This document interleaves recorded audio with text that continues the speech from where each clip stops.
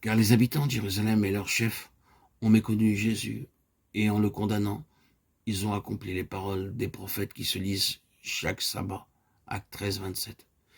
D'une certaine manière, ce verset est la clé de tous les livres des Actes, car ce livre est réellement l'interprétation et la démonstration du principe qui est au cœur de cette déclaration. C'est que la Bible, avec ses déclarations verbales, sa compilation d'énoncés et des activités de Dieu, peut être lue et relue pendant toute une vie, comme c'était le cas des gens qui sont cités. Et cependant, on peut méconnaître sa signification réelle. Autrement dit, il y a dans tout cela quelque chose de plus que des mots. Vous pouvez entendre les déclarations, lire la lettre, posséder le livre tout entier, vous pouvez en avoir la connaissance comme ces chefs juifs, et cependant vous pouvez manquer le but. Vous et moi, nous pouvons être sur un plan tout à fait différent de celui que Dieu désire. Ce livre des Actes, du début à la fin, montre bien qu'il y avait quelque chose de plus dans la pensée de Dieu, quand il a inspiré les hommes d'autrefois à parler et à écrire, que ce qui peut se discerner dans les mots qu'ils employaient, et que cela nécessite l'activité de l'Esprit de Dieu. Si nous voulons entendre et saisir et comprendre, et si nous voulons aller de l'avant, comme nous le montre ce livre d'une manière puissante et efficace. Il y a beaucoup de citations de l'Ancien Testament dans le livre des Actes, comme d'ailleurs dans tout le Nouveau Testament, et cela est cependant parfaitement homogène.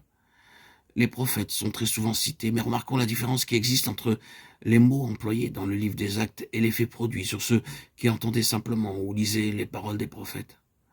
Le Saint-Esprit est venu.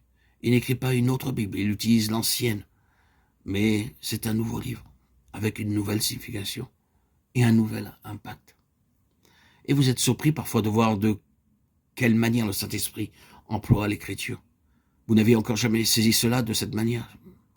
C'est quelque chose qui va au-delà de la compréhension antérieure. Vous connaissiez assez bien ce passage de l'Écriture, mais d'une certaine manière, il y a désormais une différence. Elle est fondamentale. Ainsi, le peuple de Jérusalem et leurs chefs entendaient chaque sabbat les prophètes, mais n'entendirent pas leur voix, ils passaient à côté de quelque chose.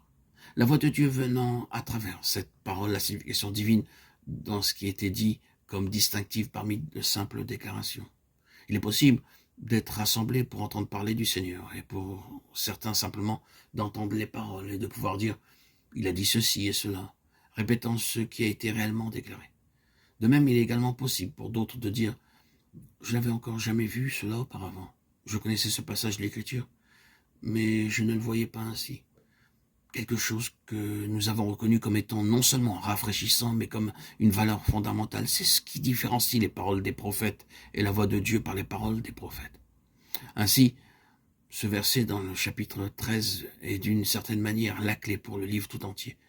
Il fait cette distinction qui est tellement importante entre la lettre et l'esprit, entre les déclarations et la signification divine dans ces déclarations. L'une est morte et ne conduit nulle part. L'autre est vie et progresse.